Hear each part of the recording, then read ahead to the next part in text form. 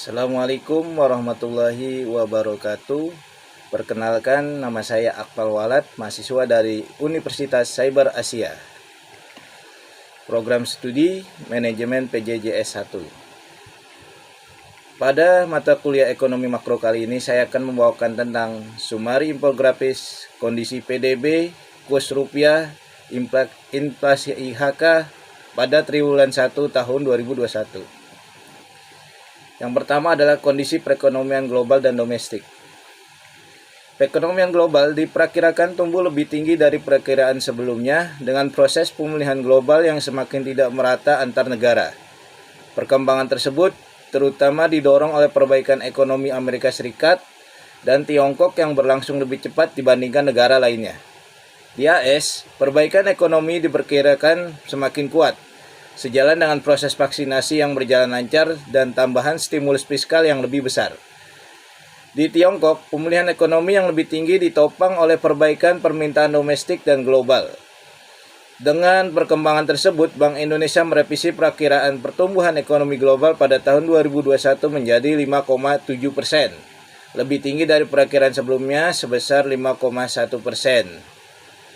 Perbaikan ekonomi domestik terus berlangsung terutama didukung oleh membaiknya kinerja ekspor dan belanja fiskal. Kinerja ekspor juga diperkirakan terus membaik, lebih tinggi dari proyeksi awal tahun, terutama didorong oleh komoditas CPO, biji logam, pulp dan waste paper, serta kendaraan bermotor dan besi baja. Peningkatan ekspor tersebut ditopang oleh kenaikan permintaan dari negara mitra dagang utama khususnya Tiongkok. Secara spesial, kinerja ekspor yang membaik terjadi wilayah Jawa dan Sulawesi, Maluku, Papua, dan stimulus fiskal pemerintah dalam bentuk bantuan sosial, belanja barang, dan belanja modal juga terus meningkat lebih tinggi dari perkiraan. Sementara itu, perbaikan konsumsi swasta sebagaimana tercermin pada indikator ekspektasi konsumen dan penjualan eceran sampai dengan bulan Maret 2021 cenderung terbatas. Hal ini sejalan dengan masih terbatasnya mobilitas masyarakat di tengah upaya pemerintah yang terus melakukan akselerasi program vaksinasi nasional. Bank Indonesia memperkirakan pertumbuhan ekonomi secara keseluruhan tahun 2021 akan berada pada kisaran 4,1 sampai dengan 5,1%. Lalu terkait kondisi perekonomian Indonesia berdasarkan PDB, perekonomian Indonesia berdasarkan besaran produk domestik bruto atau PDB atas dasar harga berlaku triwulan 1 tahun 2021 mencapai 3.969,1 triliun dan atas harga konstan tahun 2020 mencapai 2.683,1 triliun rupiah. Ekonomi Indonesia triwulan 1 tahun 2021 terhadap triwulan 1 tahun 2020 mengalami kontraksi pertumbuhan sebesar 0,74%. Dari sisi produksi, lapangan usaha transportasi dan pergudangan mengalami kontraksi pertumbuhan terdalam sebesar 13,12%. Sementara itu, dari sisi pengeluaran komponen pengeluaran konsumsi lembaga non-profit yang melayani rumah tangga menjadi komponen yang kontraksi terdalam sebesar 4,53%. Ekonomi Indonesia triwulan 1 tahun 2021 terhadap triwulan sebelumnya mengalami kontraksi pertumbuhan sebesar 0,96%. Dari sisi produksi, kontraksi pertumbuhan terdalam terjadi pada lapangan usaha jasa pendidikan sebesar 13,04%. Dari sisi pengeluaran komponen pengeluaran konsumsi pemerintah mengalami kontraksi pertumbuhan terdalam sebesar 43,35%. Struktur ekonomi Indonesia secara spasial pada triwulan 1 tahun 2021 didominasi oleh kelompok provinsi di Pulau Jawa sebesar 58,70% dengan kinerja ekonomi yang mengalami kontraksi pertumbuhan sebesar 0,83%. Kelompok provinsi di Pulau Maluku dan Papua mencatat pertumbuhan tertinggi sebesar 8,97% dengan peranan sebesar 2,44%. Lalu kebijakan moneter yang dilakukan pemerintah melalui Bank Sentral yaitu Bank Indonesia mengeluarkan kebijakan moneter dalam rangka mendorong program pemulihan ekonomi nasional selepas bencana COVID-19 melanda dunia termasuk negara kita tercinta. Dalam rapat Dewan Gubernur Bank Indonesia pada tanggal 19-20 April 2021 memutuskan untuk mempertahankan BI 7-day reverse repo rate sebesar 3,50%, suku bunga deposit facility sebesar 2,75% dan suku bunga lending facility sebesar 4,25%. Keputusan ini sejalan dengan perlunya menjaga stabilitas nilai tukar rupiah dari dampak masih tingginya ketidakpastian pasar keuangan global meskipun perkiraan inflasi tetap rendah. Untuk mendukung pemulihan ekonomi nasional lebih lanjut, Bank Indonesia mengoptimalkan bauran kebijakan moneter dan makro prudensial akomodatif serta mempercepat digitalisme sistem pembayaran sebagai berikut. 1. Memperkuat kebijakan nilai tukar rupiah dengan tetap berada di pasar melalui triple intervention untuk menjaga stabilitas nilai tukar yang sejalan dengan fundamental dan mekanisme pasar. 2. Melanjutkan penguatan strategi operasi moneter untuk mendukung stance kebijakan moneter akomodatif. Dan 3. Meningkatkan penggunaan instrumen sukuk Bank Indonesia pada tenor 1 minggu sampai 12 bulan dalam rangka memperkuat operasi moneter syariah yang telah diberlakukan sejak 16 April 2021. Yang keempat, melanjutkan kebijakan mikroprudensial akomodatif dengan mempertahankan rasio counter cyclical buffer atau CCB sebesar 0%, rasio penyangga likuiditas makroprudensial atau PLM sebesar 6%, dengan fleksibilitas repo sebesar 6%, serta rasio PLM syariah sebesar 4,5% dengan fleksibilitas repo sebesar 4,5%.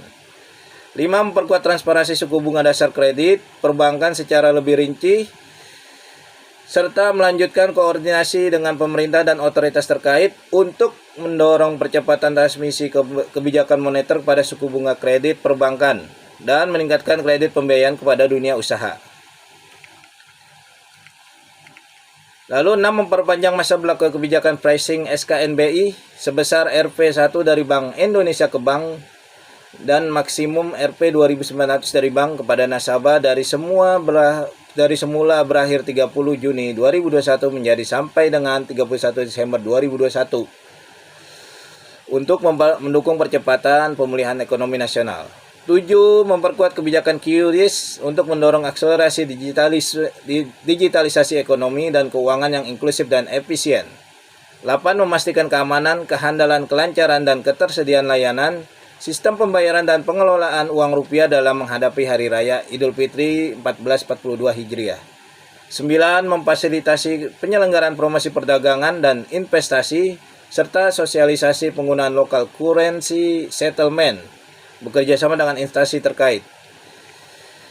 Langkah-langkah tersebut khususnya pada butir 4, 5, 7, dan 9 merupakan bagian dari komitmen Bank Indonesia sebagai tindak lanjut sinergi kebijakan Komite Stabilitas Sistem Keuangan atau KSSK. Bank Indonesia terus memperkuat koordinasi kebijakan dengan pemerintah dan KSSK, termasuk implementasi paket kebijakan terpadu KSSK untuk mempercepat penyaluran kredit atau pembiayaan dari perbankan kepada dunia usaha pada sektor-sektor prioritas yang mendukung pertumbuhan ekonomi dalam rangka pemulihan ekonomi nasional. Lalu keadaan nilai kurs rupiah. Dalam langkah-langkah stabilitas Bank Indonesia, pergerakan nilai tukar rupiah relatif terjaga. Di tengah ketidakpastian global yang masih tinggi, nilai tukar rupiah pada April 2021 atau per 19 April 2021 mencatat depresiasi sebesar 1,16% secara rata dan 0,15% secara point to point dibandingkan dengan level akhir Maret 2021. Perkembangan nilai tukar rupiah tersebut seiring dengan masih berlangsungnya ketidakpastian pasar keuangan yang kemudian menahan aliran masuk investasi portofolio asing ke pasar keuangan domestik. Dengan perkembangan ini, rupiah sampai dengan 19 April 2021 mencatat depresiasi sebesar 3,42% dibandingkan dengan level akhir 2021 relatif lebih rendah dari sejumlah negara berkembang lainnya seperti Brazil, Turki, dan Thailand. Bank Indonesia terus memperkuat kebijakan stabilitas nilai tukar rupiah sesuai dengan fundamentalnya dan bekerjanya mekanisme pasar. melalui efektivitas operasi moneter dan ketersediaan likuiditas di pasar. Lalu keadaan nilai kurs rupiah. Transaksi sistem pembayaran baik tunai maupun non-tunai termasuk digital payment tumbuh positif disertai pesatnya digitalisasi ekonomi dan keuangan. Uang kartal yang diedarkan pada Maret 2021 mencapai 782,7 triliun rupiah, tumbuh sebesar 7,61%. Di sisi lain, nilai transaksi pembayaran menggunakan kartu ATM, kartu debit, dan kartu kredit pada Maret 2021 tercatat sebesar 668,7 triliun rupiah atau tumbuh sebesar 9,58% sejalan dengan peningkatan aktivitas ekonomi. Dengan meningkatnya akseptasi dan preferensi masyarakat untuk berbelanja daring, meluasnya pembayaran digital dan akselerasi digital banking, pertumbuhan tersebut tercermin dari nilai transaksi uang elektronik pada Maret 2021 sebesar 21,4 triliun rupiah atau tumbuh 42,46%. Volume transaksi digital banking juga terus meningkat pada Maret 2021, tumbuh sebesar 42,47% mencapai 553,65 juta rupiah. Transaksi dan 553,6 juta transaksi dan nilai transaksi digital banking yang tumbuh 26,44% atau mencapai 3.025,6 triliun rupiah. Lalu kondisi inflasi indeks harga konsumen. Inflasi tetap rendah sejalan permintaan yang belum kuat dan pasokan yang memadai. Inflasi indeks harga konsumen atau IHK pada April 2021 tercatat sebesar 0,13% atau meningkat dibanding dari bulan sebelumnya sebesar 0,08%. Inflasi inti global walaupun tetap rendah sejalan dengan kenaikan harga emas global dan peningkatan permintaan musiman pada bulan Ramadan.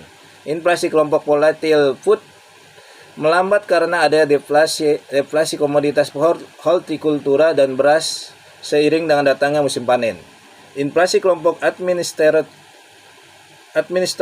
price juga meningkat sejalan dengan peningkatan harga rokok terutama rokok kretek filter seiring dengan naiknya transmisi harga cukai yang berlanjut dan juga dipengaruhi oleh kenaikan harga inflasi bahan bakar.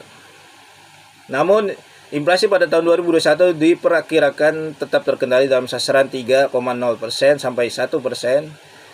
Ke depan, Bank Indonesia tetap berkomitmen menjaga stabilitas harga dan memperkuat koordinasi kebijakan dengan pemerintah, baik di tingkat pusat maupun daerah, melalui tim pengendali inflasi guna mengendalikan inflasi IHK sesuai kisaran targetnya. Berikut daftar pusaka yang merupakan sumber referensi dari bahan materi kali ini. Sekian dari saya dan terima kasih. Wassalamualaikum warahmatullahi wabarakatuh.